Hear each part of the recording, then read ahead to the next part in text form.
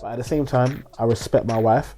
I respect her views. I respect her opinion, and I understand that I've got to make certain changes to make sure that there are boundaries. And I think, yes, there were certain things that, when it came to boundaries, that I wasn't doing. So, in certain cases, for certain people, maybe I was being like a surrogate boyfriend. Do you know what I mean? In regards to, like, always being there to help them with this and help them with that and da da da da.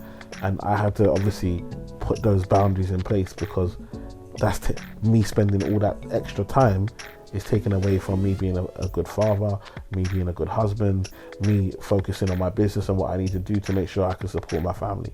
And so those boundaries had to be put in place. Yo, people, welcome back to the Eman Effect podcast with myself, Eman Asuko, and Mary Masiko. I feel like your mouth was already open before I didn't even get to do my intro. Like, you spot anyway.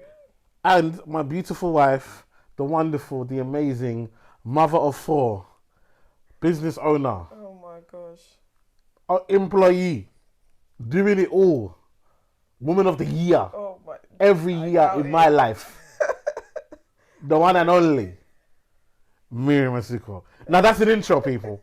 That's an intro. Listen, if your man don't intro, let me not even. Hey, well, I'm gonna be beautiful. How are you? I'm good. How are you? I'm good. I'm good. It's been a minute, man. How are you? I'm alright. It's been a minute. We've had obviously studio change. We're now recording somewhere else. Because people are busy, People are busy. I'm And- working now. can't go to the studio. So yeah, it's cool. It's cool, but this is nice. This is comfortable. This is lovely. This is our home. Yeah. Yes, so this is nice. From the little bit that you can We'll see. see. Yeah. Of our house. Yeah. But yeah. Yeah, man. So how you been? What you been up to? Tell the people. They're interested. I've been good.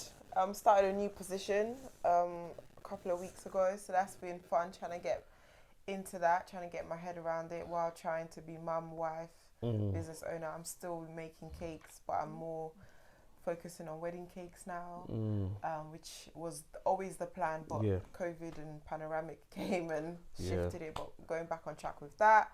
Kids are good. Mia just had the pox, chicken pox, so but she's back at nursery now, so it's just been a lot going on with the kids, work, business, life, but finding balance now. So yeah, we're back. What about you? Yeah, been good. Been busy. I'm really proud of you. Doing amazing.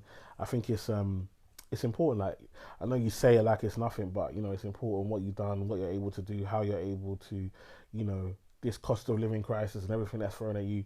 You've been able to rebalance. Okay, yeah, you had a business, you enjoyed your business, it was great, but you understood the time where it was like, actually, I can make more doing something else, and let me actually put my energy, put my focus into that. And I think that's a lesson for people that at home. You might be doing something, you might have a job that you don't like, you might have a business that you do, you might have a job that you do like, but it's not paying you enough. You might have a business that you enjoy, but it's still not paying you enough, and that might be just because of the cost of living, everything's going up and so forth.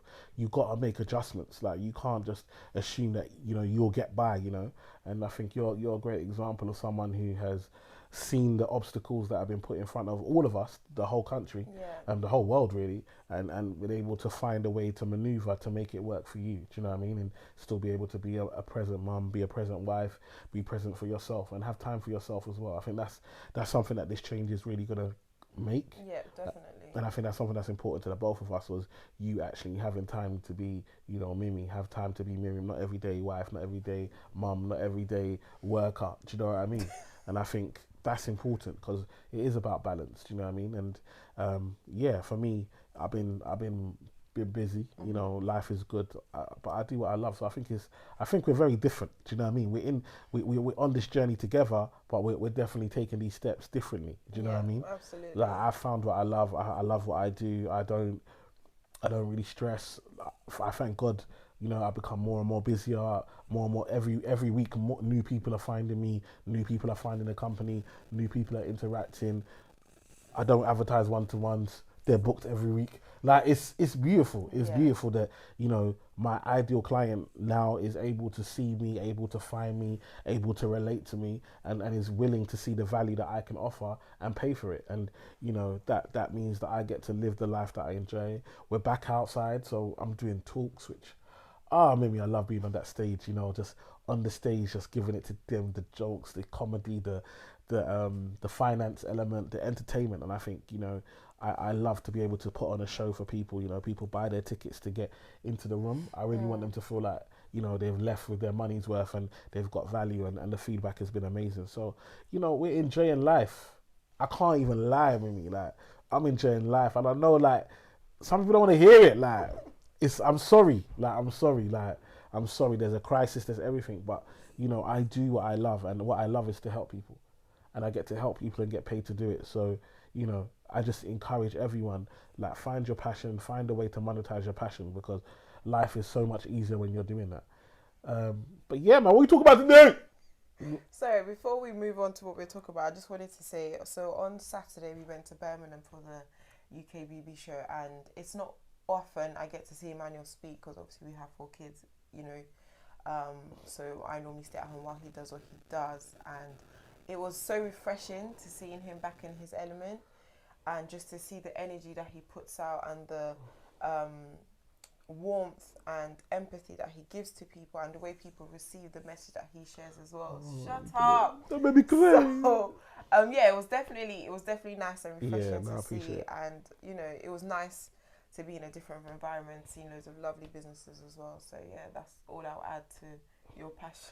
Yeah, no, big up all these places that are creating platforms, and thinking of me. And I think that's amazing. Like, Black Business Show, Raphael's done such an amazing thing over there.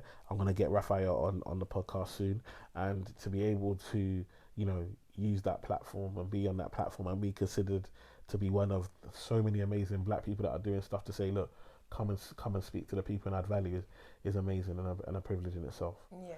So absolutely. Yeah. So, what are we talking about? So yesterday when we were doing the school run, they were talking about Brooklyn? I forgot the name.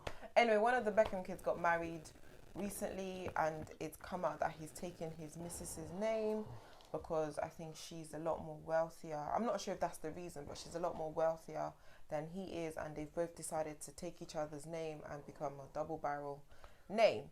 And we started thinking, and people were phoning in with their thoughts, questions about if they would take their husband's names or their wife's name, and we were kind of talking about what were non-negotiables, or things that we would not give up before we got married. And so we've created like a little list, and we're just going to go through that and talk about it. So Emmanuel, looking at the list, your top point was taking name. So we got 5. We got 5 points each. Yeah, we got 5 points each. We're gonna share our 5. Mm-hmm. For me personally, that taking name thing is wild.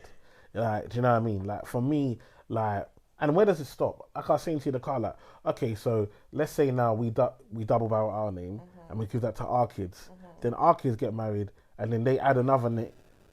Then they get their kids get. When does it stop? You start having surnames longer than your first name and middle name put together. It doesn't make sense. So for me, like, I get in certain reasons, like, when they, like, that's wealth. I understand that's wealth. I don't know that family. I know I've heard that they're very wealthy, and you never know, they might not have that many boys in the family and so forth, and they don't want that family name to go. So that's wealth, and that's a legacy, and I totally understand why you would want to ensure that you keep that name, and especially if you've been taught and grown up with being proud of having that family name. I can understand why you want to keep it. Me personally, if I tried to marry you and you said to me, I'm not taking your name, or double barrel, I'd be like, okay, don't worry, I'll find somebody that's serious.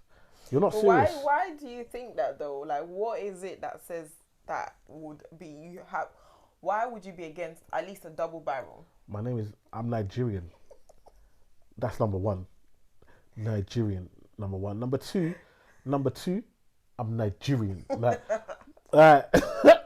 number 3, I'm a black man. Like, what? I don't understand. I'm a man. Like, for me personally, I know what I'm providing. Mm-hmm. I know what I'm doing. I know that you are leaving your family and coming over to me and to my family. And I know the responsibilities in regards of taking care of you, looking after you. I know people go back to, oh, you're my possession, and da-da-da-da-da. That's why they did the name. At the end of the day, if 2 become 1, how can 2 become 1 become double barrel? Are we one or are we not one?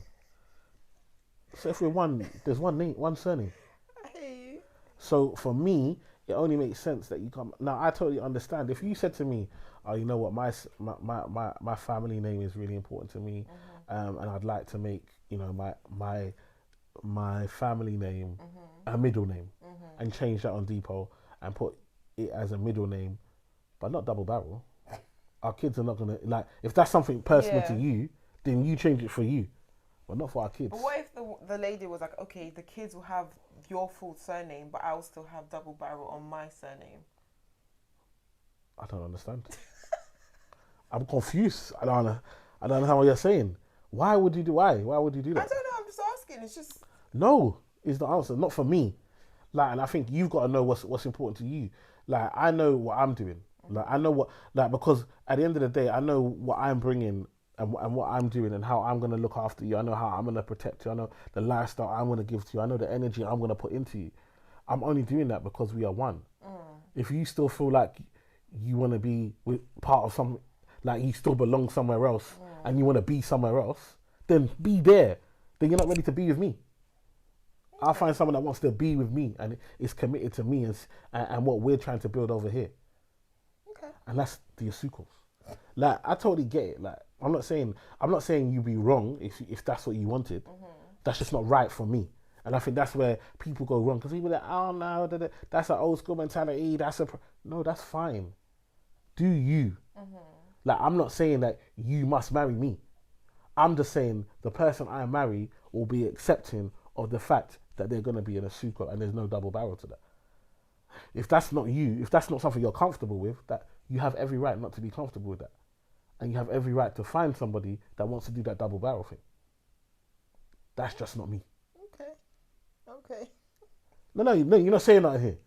You're not saying nothing here. You're laughing. I'm laughing because it's such. Do you know what? I remember when we got married, right? Mm-hmm. And on Facebook, I had put it obviously Miriam Elms for, and then when we got married, I literally changed it to Miriam Elms Asuko.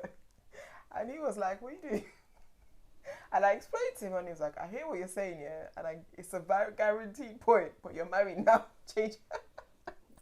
Change it up, and I had to change it up, and I had to respect his. I wasn't even trying to be double barrel. It was just like a transitional phase, but I understood what he came from, and I changed it up straight away once we got married. But and even bank cards and stuff, everything had to get changed. Eventually, everything gets changed because your passport gets changed and all of that stuff. But I understand where you're coming from, and I think if you're with someone who's accepting of double barrel, fine. Some people don't even mind you changing your name. Some people are all on. Some people don't even like their surname. We heard on the radio, some people say, I Yeah. don't like my surname. A man them said, I don't like my surname. I can't wait to find a wife I marry and take her name. Because I hate my surname. You know when these men have got Eagles bottom? And I heard a guy Custard. who said that he took his missus's name because she has a child yeah. from previous relationship, and she ended up taking, and I think the child has the missus's surname, but he wanted to feel like he didn't want the child to feel left out because if the wife took his name, so he took her name so the child wouldn't feel left out, which okay, but yeah, anyway, everyone do what you want to do and be happy with your decision. Could never. So, Change my surname for somebody else's child. Somebody else's sperm. oh gosh, did you have to go there? Huh? Somebody else's sperm. And I've changed. I've my whole legacy. My whole is gone. Okay.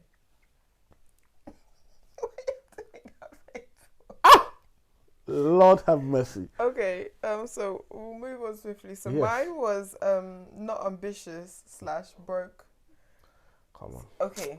Guys, explain this one because women always talk this ambition stuff. Look here. I'm an ambitious babe. Always been. Always knew where I wanted to go to in life. Always knew. Why are you clapping like Denzel Washington? I have to. I need to make the point. Why are you clapping like Denzel? I always said that whoever. Fam, Denzel was a G. He made a point. Are you a gangster? I'm a gangster. Aye. And I didn't. And I always felt like I wanted someone who could match me or was above me in ambition and finances, because I know that I was going to work hard to get to where I am. And society has shown, it might be different now, but when back then, society showed that if woman was earning more than the guy wasn't happy. And the guy would try and downgrade the lady in a way because he wasn't making as much money as her, or he didn't have the same ambition. It might be different now because we're living in the 21st century and everything is equal and them things there. But I just knew that I couldn't be with someone who didn't have ambition or was broke, because I knew what I brought to the table. As everyone's always asking, what do you bring to the table? I knew what I was bringing to the table, and I wasn't going to have a guy tell me because I was earning more than him, I had to shine, I had to dim my light to make his light shine. No. Why do women say, listen, you lot is, you don't want to marry someone broke, but don't act like, you lot are balling, like it's not matched. Do you know what I mean? Why is, I can understand some women are earning... So women, but like, not every woman is making dough, but she still expects her man to make dough. No, I didn't. Yeah, but I'm saying that I'm not talking about women, not the women that are not making dough. I'm just saying, for me personally, I knew that I had a trajectory for where I wanted to go to, and I wanted someone that would not be upset if I was working late or I had to put the hours in, because they were on their same grind and they were on the same hustle. Now, there's some women that are not making the same money as men, and that's fine. And there's some women that are making more money than men, but it's the mindset of the guy that you're with. Because if a guy sees you and says, oh, you're working hard, I'm going to match you and work hard because we're building for a future, then let's walk together. But if you're like, oh, you're working hard, and you start picking on other things because they don't feel like they're working as hard as me, then our energies don't match and we don't have to be together.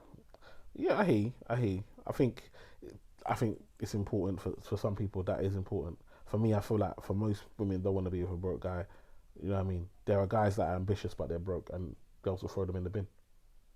Do you know what I mean? There are men them that have ambition, that want to be, but their current situation doesn't match where they want to be, and there are a lot of girls that don't see potential anymore. I don't think people are like, oh yeah, he's got potential. I think people are like, right, he hasn't made it. Let me find someone that made it. But there are so many women looking for ready-made. Yeah, but I hear you what you're saying, but I feel like ambition without action is nothing. Yeah, but you can be ambitious. So I don't know. There are so many investors. There are so many creators. Like, it takes time to do stuff. Do you know what I mean? Yeah. And so you can have ambition to do something, but are women willing to give man them the time to achieve their ambition? Well, I can't speak on other women, but if you've shown that you're willing to put in the work to get to your ambition. To be fair, I don't know. I can't speak on other women. Yeah, so I can't answer that question. Why can't you speak as you're a woman? But I know. But things I know women who are with guys and they could see the potential and are with the guys. So say that then. Helped the guys and what's the word? Nurtured that ambition and is grown into something successful. But in this, I think nowadays everyone is looking for ready-made because nobody wants to work. I think now there is that. You can't speak for me now. You said everyone. No, not everyone. Okay, not everyone, but nowadays I feel like people are looking for ready-made. They're looking for that guy who's built up. Some people are looking. Please, I know the comments. Some people are looking for guys who are ready-made and they just want to get in there, build a nice life, and will not want to contribute in any way possible. I'm not saying that per se. I'm just saying some women are willing to work and put the effort in because they can see the value that the man brings to their life, and some women are not. Okay, cool. That's fine. I'm with that. Okay, your next point. Oh God, smoking/smell. Yeah, no, I just can't do it, man. I just can't. I couldn't really. I don't like smoking. I don't smoke myself. I don't like smoking. I don't like the smell of it either. Like after people smoke and so forth. And I don't like smells. Like, the truth is that I'm a man that, especially when I was younger, I sweat a lot. Do you know what I mean? And so it makes you very conscious. And so you become into a place where you make sure you're clean and so forth. So I can't be as a man that sweats like this and knows that I take time to make sure that I smell good, or I take time to make sure that I carry flannel, I carry perfume, I carry deodorant. I make sure that, do you know what I mean? I will take it if I know that if I get in a train and I've got a long walk to my desk where I'm meeting, I'll make sure that I'll take a cab to the destination rather than walk. So I'll get places early. So if I have to walk, I can walk slow, so that I don't. This is me. This is the type of detail that I'm taking in order to make sure that I'm presented right and I smell right, and that's how much I take smell as an important thing. Especially as someone that is a hugger. Do you know what I mean? I'm a person that likes to hug people and so forth. Don't mind you. Anyway, and so as a person that's a hugger, like, I need to make sure that I smell good and so forth. So for me, a woman that doesn't smell right, I don't know, I'm nervous. How are you going to raise my kids? Do you know what I mean? A woman that, for me, the whole smoking thing, I'm not saying that women that smoke smell. Like, obviously you can spray, you can do stuff and all of that type. But just for me, the whole smoking thing, like, oh yeah, especially now you got to go outside. So imagine we're together and then, oh yeah, sorry babe, I just need to go and smoke for 10-15 minutes. Oh wow. And then you're outside and then all your smoking buddies are outside with you and you're puffing and I'm here sitting down playing Angry Birds. What am I doing? God. It's just not for me. It's not a lifestyle. I feel like, and especially when you're in outside spaces where you're allowed to smoke. Now we're gonna be seeing that you're gonna be smoking, and the thing is gonna be breathing past my nose. Is it? It's not for me. It's just not for me at all. Oh Lord. Do you know what I mean? And so yeah, it's not. And then also something, especially something, it's not something I believe in. To then set that example of smoking to our kids. Yeah. That's a strong influence that you could then have on our kids smoking. Do you know what I mean? So again, these are things for me, being a family orientated person, and family being so important to me. These are the types of things that I would think about before, starting a family with someone. That's fair. That's fair. I mean, I don't like smoking either, and just even sometimes you get in an Uber and you can smell it and you're just like gagging, just like yeah. So, mine was, I think, how a guy presents himself. So no hygiene. Maybe they don't have the best dress sense. When you go around to their house looks unkept. You get in their car, there's food everywhere. It's not something for me. I felt like the way a guy presents himself and how he treats himself is how he will treat me. Because if you look after yourself, you look after your space, you look after your environment, you will do the same for the person that you're in a relationship with. When Eman and I got married and we moved in together, we were going through his clothes, and I just remember thinking, nah, this is not for me, and I literally threw away half his wardrobe within a week of us moving in together. Very rude. And I know at the time he was angry, but I'm pretty sure he will say now the way he dresses and the way I've helped him along the way, because he's very opinionated in how he wants to look as well. I think he would agree that now I did the right thing, even though then he would disagree with it. Nah, I just feel like people, you dress to your personality, isn't it? And also at the time, like, I had loads of like Moschino that had Moschino written all over it. I had trousers that had Moschino written all over it. I had Iceberg and with Snoop, a Visu, Snoop, like with Snoopy on it, and all of these types of things. These were the things in the culture at the time. Do you know what I mean? Obviously, when you now get married, you might still have these things in your wardrobe. So a lot of the stuff did need to let go. Anyway, the one thing that did upset me was my basketball jumper. Obviously, I'm a big basketball person. I played basketball at a high level, in my youth. And I had a jumper that had all the different basketball teams badges on the jumper. It cost me a lot of money. And the woman, she put it in the pile to throw away. I took it back out of the pile to throw away and put it back. Within a couple of weeks, it went missing. She's laughing. That was painful. It was painful. Ladies, please. I know everybody else says I always talk to you guys like you're gonna respond, but if your man stepped out with you with a jumper, say with all the badges of the Premiership on it, what would you say to him? Please tell me, what would you say? Because this Mimi was okay. Maybe not, it had the main teams on it. It was all over the jumper. It was. I'm just saying. I'm an outgoing person. I'm bubbly. I'm bubbly. I'm I outgoing. hear you, but This maybe is it how was I. a This jumper is. to sit in the house, That's how I not wanted to to go dress. out. No, Mimi, it went missing. it went missing. It 100% went It missing. went missing. Like the kids' Turkish delight, it's gone missing. It's painful. Our son is still asking, "Mommy, what happened to the Turkish delight?" The neighbor gave him Turkish delight. It didn't delight the mum. No. The mum got rid of that. So anyway, Anyway, let's move these on. things happen. Miriam, things go missing. This is your trait now. Things go missing. Look here, if I will protect mine, and if things need to go missing to protect mine, I will protect mine. But anyway, not being Christian. Is that yours? That's yours. Is that mine? Yes. Mine, not being Christian. Okay, cool. So this was a big thing for me. So obviously my faith is big, and I grew up in a church, and that's a really important thing to me. There was a girl that I was very close with.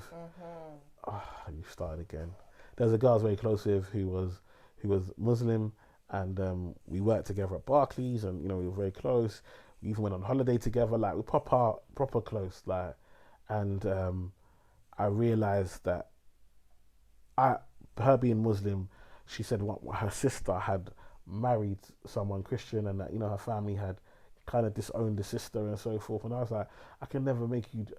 And again, it comes back to me being a family orientated person.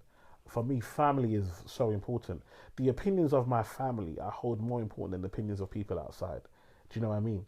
I would never want to be a hero to everyone outside, and my family look at me as a traitor or somebody that is, disappointed them or let them go. That the opinions of my family and close friends are more important to me than the opinions of people, strangers, or the nation. Do you know what I mean? And so for me, like, I could never make you pick between me and your family. And so for me, it was important for me to not. And I'll be honest, that was one of the first women that I spent a lot of time with that man never beat. Do you know what I mean? Oh Lord, she looked at. I'm just being honest, guys. Can I be honest here? I don't understand. Am I not allowed to be honest? It's a podcast. You be honest on the podcast. Like, Anyway. and for those that don't understand slang, beat doesn't mean beating like domestic violence. Beat means sexually in a sexual manner. I don't want it. I don't want to get cancelled because they say Emmanuel beats women. I don't want that. Okay, that was just slang. Okay, just to make sure. But that was how important I didn't want to cross the boundary of being with someone that wasn't Christian. Do you know what I mean? Wow. Okay. No, I agree. Faith is a big thing for both of us. We met in church, so it's something that has impacted on our life a lot, and it's something that continues to be a huge part of our journey for as parents, as husband and wife, family members. So yeah, faith was always going to be a big thing. So definitely, and I think there's benefits as also, because even from learning from that, I was able to learn that actually, build a relationship. You can build a relationship with someone and don't have to be sexual. Do you know what I mean? Which is something that I had always struggled with beforehand. So having that experience helped when I met you, and you were like, well, until we get married, I'm not gonna. I said,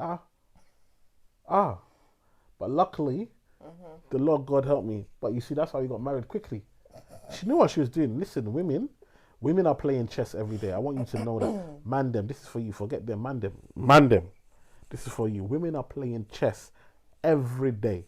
They might not even never have played chess, but they are playing chess. They are thinking 3, 4, 5 steps ahead all the time. Do you know what I mean? So we need to be getting into our chess, and we need to be understanding when they're already thought about your reaction. Sometimes you might even now think, do I react in this way? Because she knows I'm going to react in this way, and this is going to lead to what she really wants. Okay? So now we have to start also playing chess. Okay? So God bless you. Don't listen to him. Don't listen to him. This is the old Emmanuel. This is pre-married Emmanuel talking. Don't listen to this person. Okay. My number 3 is a lot of girlfriends / exes / boundaries. So. Oh Lord. Let me just sip water. Mind my business and drink some water. When I met Emmanuel had I don't even know how many girls on rotation. God forbid. And I realized quite soon on that he was very popular. I'll put that in inverted commas there. And I think I must have said to him like one time, and I was like, if I wasn't with you and your phone was bending up, who are you? Are you going to answer the phone? And he looked at me, but he didn't respond, which kind of gave me my answer. But soon as our relationship progressed, I think he realized that if I was going to stay in the picture, he had to let go of a lot of girls that were friends, ex-girlfriends, and we had to put some boundaries in place because I just wasn't going to have it, because I wasn't going to share my man with other people. And so that was something that was quite big for me, because I realized if someone is talking to everyone else, they can't focus on you, and if they're not focusing on you, then they're not serious about you. And he had to make that decision on if he was going to pursue me wholeheartedly, then he had to get rid of said people. We're married now, and some said people are still around, to be fair. But Emmanuel's a great guy, so I can't necessarily blame them. But we have boundaries on how he can interact with people of the opposite sex that are not family or cousins or friends. And it's something that we... Oh my gosh, what do you want to say? Just say what you want to say. You're doing your big speech. Go on, do your speech. Anyway, so yeah, that was a big thing for me. And as we progressed in our relationship, yeah, it was, we talked about it and we came to a mutual agreement. Anyway, man, them, you just got to be careful, because women will make you just, like, they're very possessive. My woman anyway, very possessive, like, do you know what I mean? And it's one of them things where there are friends that you've had before your missus even knew who you was. You've been friends, you've got history. I'm a loyal person. I'm a person that if we had experiences and we spent time together and we reasoned on a certain level, I'm not gonna throw you in the bin just because a man's got a missus. Like, what's that? That's nonsense. Do you understand what I'm trying to say? Because you might have helped me be the person that I am today. I might have made mistakes and learned through being in and around you that now has made me the person that my missus now wants to be with. Like, sometimes these women should be even saying thank you. She's gonna spud, like, you know what? Thank you for the knowledge and wisdom you've put into my now gonna husband. Like, sometimes I feel like you've won. We're married. Do you understand? Let me have my friends. Like, and I'm a man that likes the company of women. I don't understand. I like to be around women. Like, I've got man them, we banter and that, but I like to be in the company of women. Women are nice. I don't understand. My wife wants me to just chill with man them. This has not been my experience. This is not what I've lived. I've got mum and sisters. Do you understand? I've got cousins. You can chill with them. I've got cousins. You can chill with them. I've got friends. You see? You're gonna say I can chill with them. That's what I'm trying to say. So the point being is that there's balance, but at the same time, I respect my wife. I respect her views. I respect her opinion, and I understand that I've got to make certain changes to make sure that there are boundaries. And I think, yes, there were certain things that when it came to boundaries that I wasn't doing. So in certain cases for certain people, maybe I was being like a surrogate boyfriend. Do you know what I mean? In regards to, like, you know, always being there to help them with this and help them with that and da. And I had to obviously put those boundaries in place, because that's me spending all that extra time is taken away from me being a good father, me being a good husband, me focusing on my business and what I need to do to make sure I can support my family. And so those boundaries had to be put in place. But it wasn't easy. It definitely wasn't easy, and it's still not easy till today. Do you know what I mean? I'm a friendly person. I like to meet new people. I like to get to know people, and it can be difficult because my wife doesn't like me to know anybody other than people that I've known since the 90s. Do you know, I'm going to stop there because, yeah, let's move on. This is a whole podcast episode. It's a whole podcast episode in itself, so we might revisit that one again, but let's move on. So your fourth one was someone who looks down on other people. Wasn't it yours? No, because mine was who doesn't want kids. No, you haven't done that. No, but mine was boundaries. We just did mine. So we're back to your one now. Did you do boundaries? Yeah, I just talked about with exes Okay. and girlfriends and that. Okay. Yeah. And then your fourth one was someone who looks down on other people. Okay, cool. Yeah, I just don't like rude people. I don't like people that, like, let's say I'm a man, like, we might go to a nice restaurant. Yeah, and obviously we might dress nice and whatever, but don't talk to the waiting staff anyhow. I'm not about that life. Don't do that. Don't be rude to people unnecessarily. Don't bring attitude to people because people are serving you. Like, be nice, be polite. Like, for me, I just don't like people like that. That makes me think, how do you speak to people when you're upset? Do you know what I mean? Like, so if you are you're happy, but you talk down to people, when you're upset, how will you talk to me? Do you understand? And I think to myself, like, some people, like, it then makes me think, how were you raised? Like, why would you feel that because because somebody is serving you, that you can talk to them anyhow? That doesn't make sense to me. Because somebody is serving you, you can talk to them. No way. Like me, I talk to the postman, the garbage man, I greet them good morning. I don't wait for them to say hello to me, I will greet them good morning. I don't know. I don't, like, do you understand? Like, people are helping. But these guys, if these men didn't take man's rubbish and it was sitting out there, my yard would stink. Do you see what I'm saying? Absolutely. Like, if these men don't cut the grass, if these men, like, do you understand? If it don't matter, anyone I see, if boss man don't have drink in the shop, what am I drinking? Do you understand? So for me, I don't care if I go to whatever. Like, the respect is important. I don't like that energy around me. That people that talk down on people or look down on people. I don't care. Like, even when I go into these rooms and I meet people that are successful. Don't talk to any. I don't. They will never talk to me anyhow, because obviously a lot of the time, man's bringing that financial knowledge that is needed, and they know that I know something that they don't know. So they need help from me.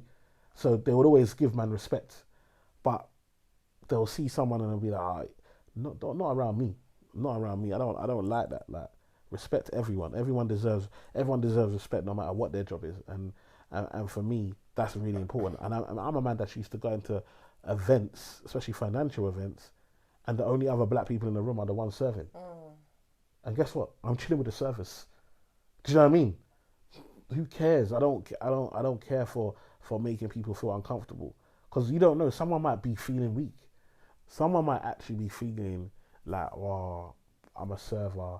People are gonna look at me in a certain way. Do you know what I mean? And you're now living that up.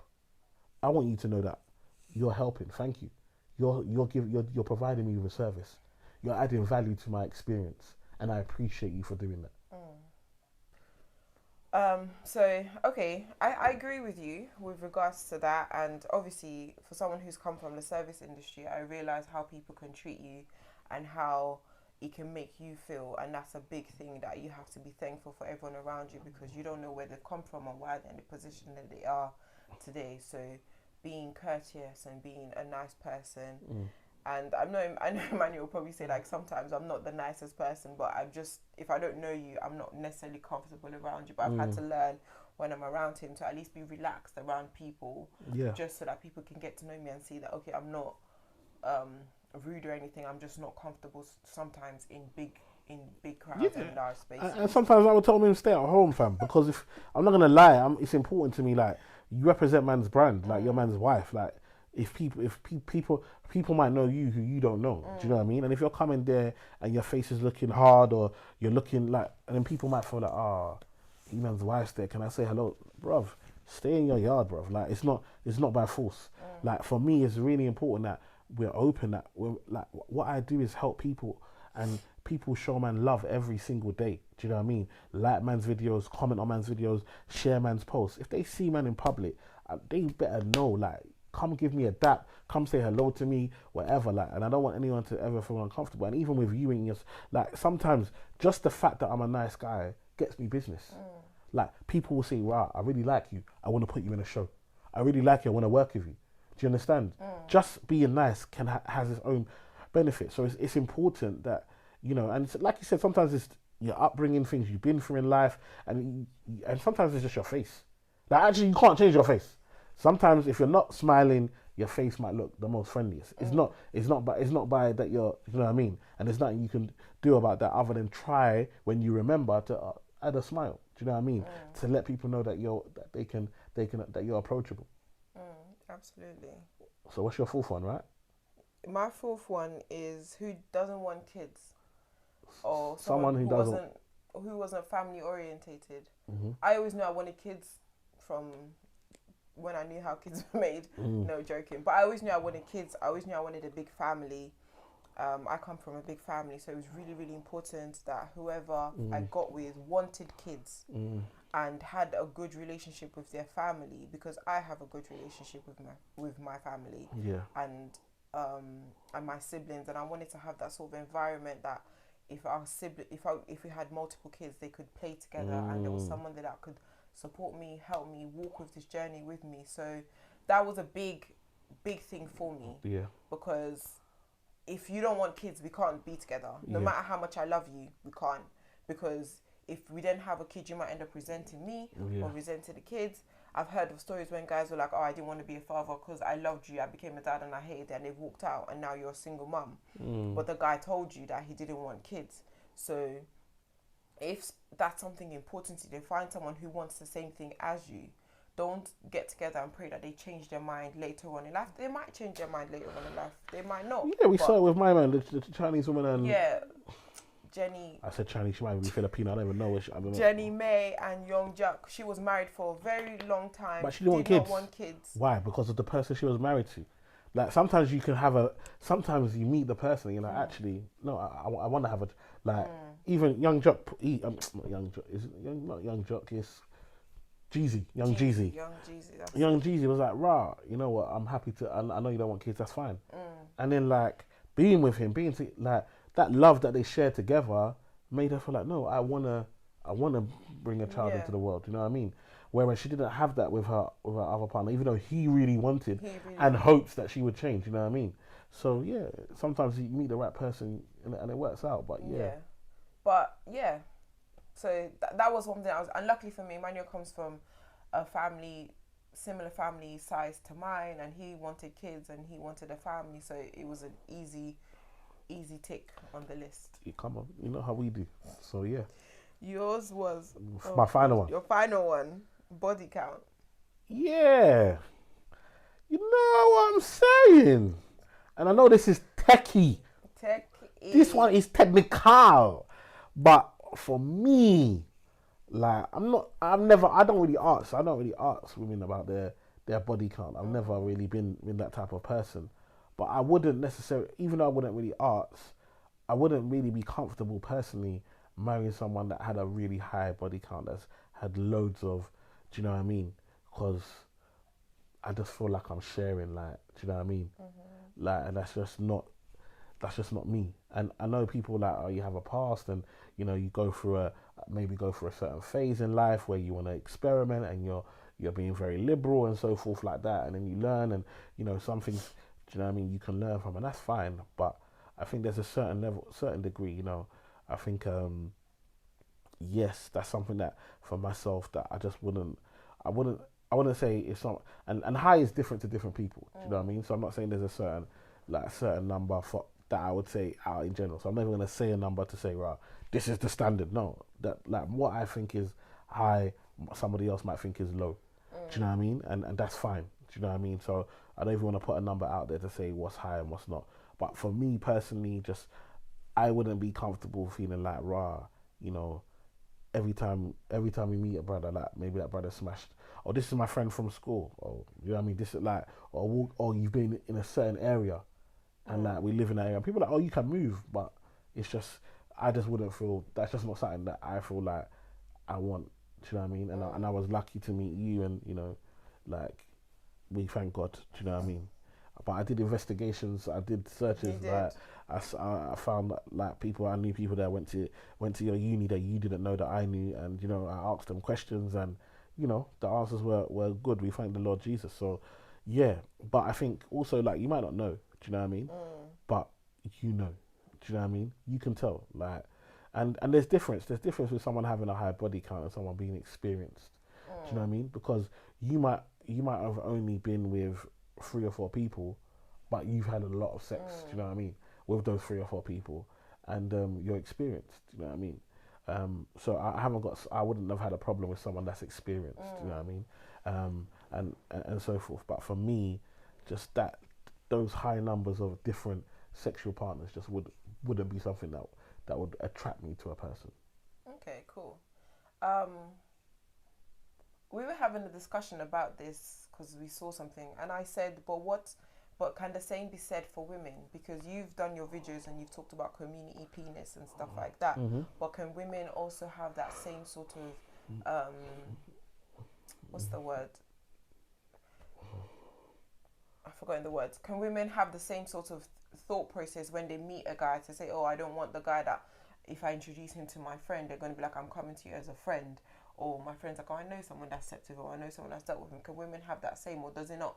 Is it different when it's a woman applying the same sort of a woman can benchmark? have whatever standard, whatever benchmark she wants. That's down to her. Do you know what I mean? But I think to answer what I think you're trying to say is that what happens is when you have that, because so many guys have had it, you now limit. It makes it a lot more difficult.